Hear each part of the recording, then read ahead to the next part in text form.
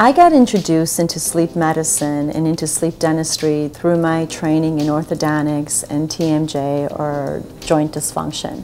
And through my continuing education and training in those areas, I learned how airway obstruction affects adults and how it becomes the medical condition of sleep apnea.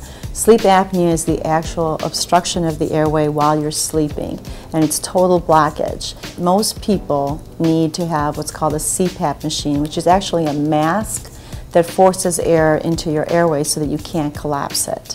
Where a dentist's role comes into it is for the people that have mild sleep apnea, sometimes repositioning the jaw will open up the airway enough that they can avoid the CPAP machine. The continuous positive air pressure, the CPAP machine, is what most medical people will prescribe, but the compliance to it is very low. A lot of people don't like it because it's cumbersome, noisy. The mask, sometimes they can't sleep with it. So there's a huge amount of people that can't comply to the medical treatment for sleep apnea.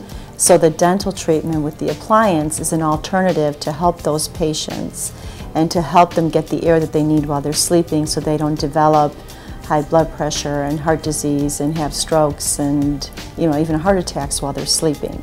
The appliance itself is a top and bottom little acrylic appliances that you put in, and there's different appliances. There's 5 or 6 different appliances that we use. There's over 80 on the market, but the ones that I like to use actually are FDA approved for sleep apnea, and they lock the jaw in a different position so it can't slide back. When you pull your lower jaw forward, all the airway is attached to your lower jaw. So when you pull it forward, you're basically stretching it and opening it up. So that's the whole basic concept behind it. When people have oral appliances for nighttime wear, there's a couple different appliances that we have. We have the sleep apnea appliance for obviously people that are obstructing their airway. We also have snoring appliances where after a sleep test, if we see that there are no actual complete obstructions and people are actually just snoring and making the noise and it's disturbing their partner, then we can make them a snore appliance. And that appliance is it's similar principle, it's just slightly different. It's different in the fact that it's a little bit more flexible and it doesn't have as many rigid pieces to it, but it still pulls the jaw forward so that the snoring noise cannot be as loud. A different appliance that we also give to patients that they wear at night is a night guard.